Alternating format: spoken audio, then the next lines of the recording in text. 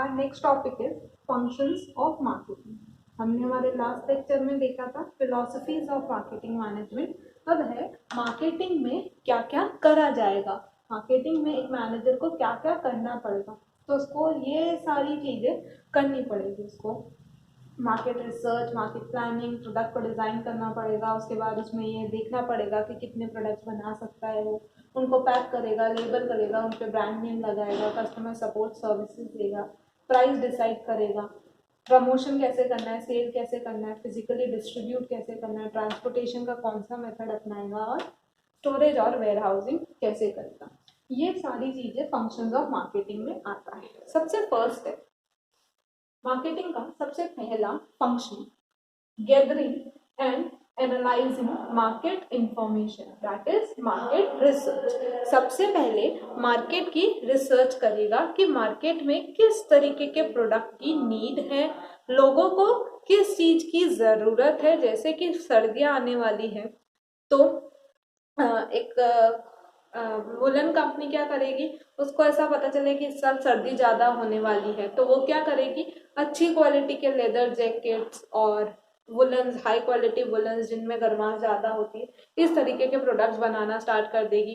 अगर हम इलेक्ट्रॉनिक्स की बात करें तो गीज़र कंपनीज, हीटर कंपनीज, इन लोगों का काम स्टार्ट हो जाएगा कि अब ज़्यादा ठंड पड़ने वाली है तो ये सारे प्रोडक्ट्स बनाना स्टार्ट कर दो। तो मार्केट में किस चीज़ की अभी नीड है उसके बारे में देखना, रिसर्च करना और इंफॉर्मेशन गैदर करना ताकि प्रोडक्ट क्या बनाना है ये पता चले। फिर प्लानिंग करना मार्केट से related, thinking in advance by conducting स्वॉट एनालिसिस करेंगे। दैट इज मेरी स्ट्रेंथ क्या है, मेरी वीकनेस क्या है, मेरे सामने क्या क्या अपॉर्चुनिटीज और मेरे लिए क्या क्या थ्रेट्स है, ये भी मैं देखूंगी। कैसे देखेंगे, हमने देखा कि स्वॉट एनालिसिस आप लोगों ने पढ़ रखा होगा प्लानिंग वाले चैप्टर में और बिजनेस एनवायरनमेंट वाले चैप्टर में आपने स्वॉट एनालिसिस के बारे में पढ़ा होगा। स्ट्रेंथ क्या होती है, मेरी स्ट्रॉन्ग चीज कि अगर मैं बोलूँ कि मैं अच्छे से थियोरेटिकल सब्जेक्ट पढ़ा सकती हूँ, या मैं मेरी स्ट्रेंथ की बात करूँ तो मेरा क्राफ्ट पोर्शन अच्छा है, तो ये क्या हुई स्ट्रेंथ। वैसे एक मैनेजर की क्या क्या स्ट्रेंथ है या उस कंपनी की क्या क्या स्ट्रेंथ है वो देखेगा कि उसके पास अच्छा फाइनेंस है, ये उसकी स्ट्रेंथ है। उसकी वीकनेस क्या है कि उसके एरिया में लेबर अवेलेबल नहीं होती, ये उसकी वीकनेस है। तो वो ऐसे प्रोडक्ट में जाएगी नहीं जिसमें ज़्यादा लेबर रखता हो, वो ऐसे प्रोडक्ट में जाएगी जिसमें उसको ईजिली मशीनरी से काम हो जाता हो। उसके लिए अपॉर्चुनिटी ये है कि अभी तक ये इस तरीके का प्रोडक्ट मार्केट में आया ही नहीं है जैसा वो सोच रहा है। और उसके लिए थ्रेट क्या है कि अगर गलती से ये लीक हो गई इन्फॉर्मेशन कि इस तरीके का प्रोडक्ट आया नहीं है और वो ऐसा प्रोडक्ट लाने वाले हैं तो उसके कॉम्पिटिटर्स इजीली उस प्रोडक्ट को बना लेंगे। तो ऐसा सब कुछ देखना और उस अकॉर्डिंग प्लान बनाना कि भाई मेरे को कैसे प्रोडक्ट को लाना है, मुझे कब कैसे क्या करना है, ये सारी प्लानिंग करना, वो आता है मार्केट प्लानिंग। फिर बात करूँ मैं third, product designing and development. जब मैंने सब कुछ कर लिया, मेरे को पता चल गया क्या नीड है, कैसे मेरे को प्लान करना है, सब कुछ मैंने देख लिया, तो अब मैं प्रोडक्ट को प्रोड्यूस करना स्टार्ट करूंगी कि मेरे को कैसा प्रोडक्ट चाहिए, उसकी एक आउटलाइन बनाऊंगी कि भाई मुझे किस तरीके का प्रोडक्ट चाहिए और उस प्रोडक्ट को डेवलप करना स्टार्ट करूंगी, दैट इज प्रोड्यूस करना स्टार्ट करूंगी। पहले ये देखूंगी कि किस तरीके का मेरा डिजाइन होगा प्रोडक्ट का और फिर उसको प्रोड्यूस करना स्टार्ट कर। स्टैंडर्डाइजेशन एंड ग्रेडिंग, इसमें क्वालिटी स्टैंडर्ड मेंटेन किया जाएगा एक प्रोडक्ट का, उसकी क्वालिटी मेंटेन रखी जाएगी ताकि वो एक स्टैंडर्ड प्रोडक्ट क्वालिटी के रेंज में आ जाए। और उसके बाद उसकी प्रोडक्ट रेंज क्या क्या होगी कि मैं किस किस क्वांटिटी में इसको निकालूं। जैसे सपोज शैम्पू की कोई ब्रांड है तो मैं 10 ml का, 2 ml का पाउच, 10 ml की बॉटल, उसके अलावा 50 ml की बॉटल और फिर 100 ml, 500 ml, इन प्रोडक्ट रेंज में मैं निकालूं। उसके अलावा हेयर फॉल वाला शैम्पू निकालूं, डेली यूज शैम्पू, क्या बोलते हैं डैंड्रफ वाला शैम्पू, अलग अलग रेंजेस निकालूं मैं उसमें, नेचुरल वाला शैम्पू। तो रेंजेस क्या रहेगी ये सब इधर डिसाइड किया जाता है, इस वाले फंक्शन में देखा जाता है कि मेरे प्रोडक्ट की क्वालिटी क्या रहेगी और उसकी ग्रेडिंग कि मेरे को किस किस रेंज में प्रोडक्ट बनाना है वो डिसाइड करना इस वाले स्टेप में होता है, या फिर इस फंक्शन में ऐसा करते हैं। फिर आता है पैकेजिंग एंड लेबलिंग। मैं उस प्रोडक्ट को पैक कैसे करूंगी, क्या मैं उसको पाउचेस में पैक करूंगी या प्लास्टिक कंटेनर में पैक करूंगी या कांच की बॉटल में मेरा प्रोडक्ट जाएगा या फिर कार्टन में मेरा प्रोडक्ट जाएगा या एल्युमिनियम शीट्स में मेरा प्रोडक्ट जाएगा या फिर किस तरीके से मैं अपने प्रोडक्ट को पैक करूंगी, ये यहाँ डिसाइड किया जाता है।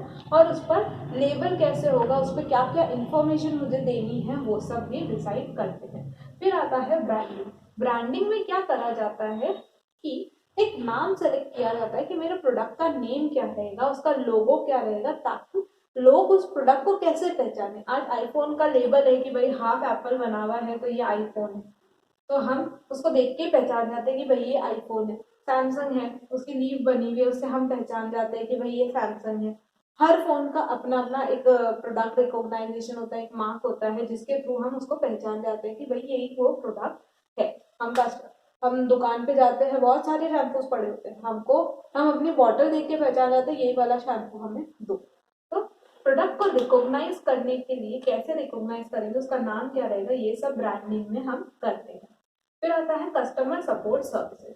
मेरे को इस प्रोडक्ट से रिलेटेड कितनी वारंटी देनी है, कितनी गारंटी देनी है, मेरे को इसके आफ्टर सेल सर्विसेज क्या क्या देनी है, ये सब यहाँ पर डिसाइड किया जाता है कि कैसे एक प्रोडक्ट को मैं आफ्टर सेल सर्विसेज में क्या क्या देने वाली हूँ, ये देखना।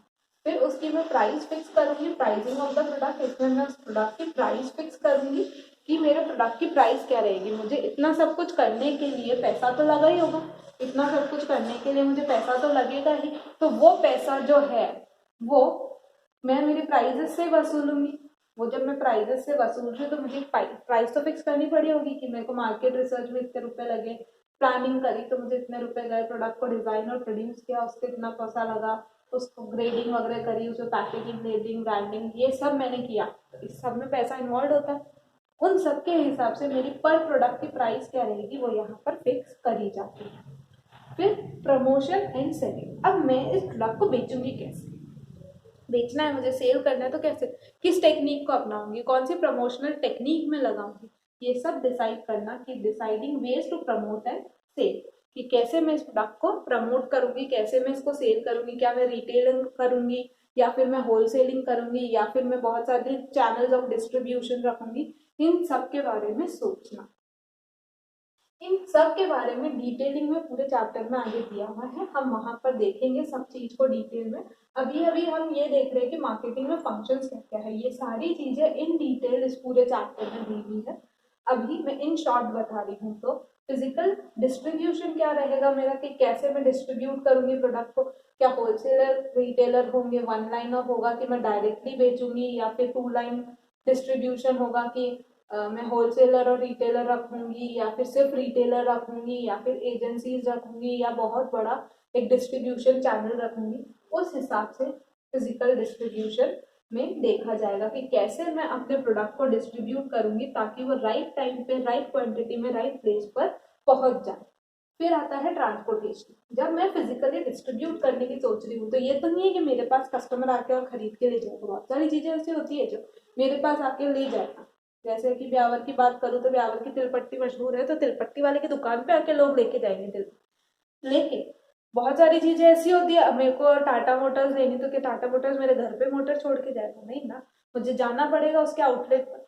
तो वहां तक भी तो, और वो वहां पर तो प्रोड्यूस हो नहीं रही, वो कहीं ना कहीं और जगह प्रोड्यूस हो रही, वहां से आएगी तो सही उस जगह पर, तो कहाँ से आएगी, ट्रांसपोर्टेशन की मदद से आएगी। Physical movement of goods from one place to another, जहाँ प्रोड्यूस हो रहा है वहां से कहीं और उस प्रोडक्ट को भेजना, तो किसकी हेल्प से भेजेंगे, ट्रांसपोर्टेशन की हेल्प से भेजेंगे। ये भी मार्केटिंग का ही एक पार्ट होता है।